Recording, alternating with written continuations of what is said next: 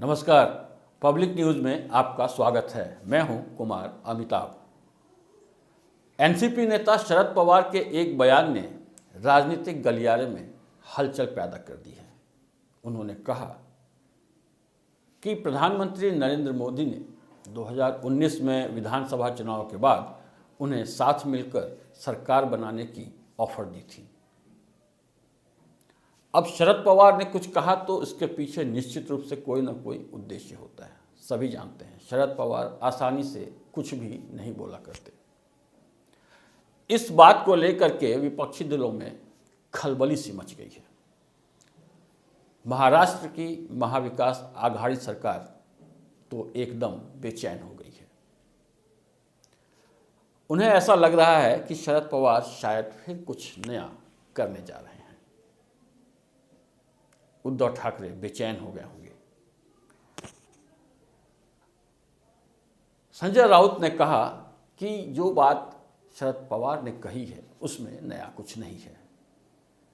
2019 में चुनाव के बाद भाजपा महाराष्ट्र में सरकार बनाने को बेकरार थी और वह किसी के साथ भी समझौता करने को तैयार थी। वह हमारे पास भी आ रही थी, शरद पवार के पास भी जा रही थी। भिन्न भिन्न लोगों से वो लोग संपर्क कर रहे थे कि महाराष्ट्र में किसी प्रकार सरकार बना पाए। तो इसमें कोई ऐसी बड़ी बात नहीं नजर आती है। लेकिन बात यहाँ पर यह आती है कि अचानक नरेंद्र मोदी के प्रति प्रेम जो शरद पवार के अंदर जग गया है, उसके कारण क्या है।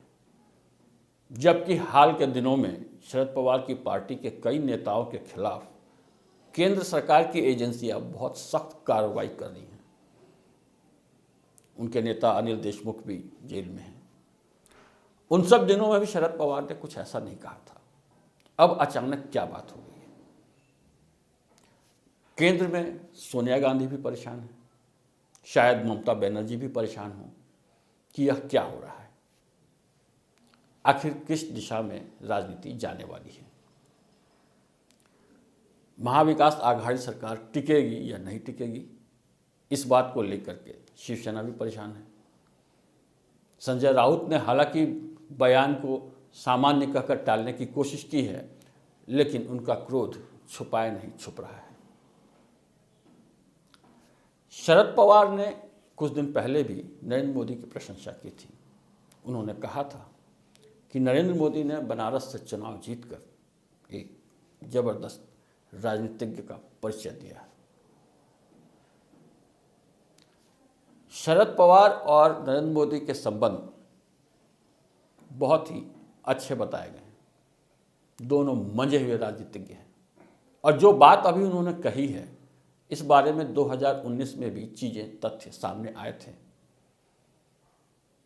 उस समय ऐसा माना गया था कि शरद पवार ने नरेंद्र मोदी को पटखनी दे दी है, क्योंकि नरेंद्र मोदी के सारे प्रयासों के बावजूद शरद पवार ने उद्धव को अपने जाल में फंसाया और उसे मुख्यमंत्री बनाकर महाराष्ट्र में सरकार बना ली थी।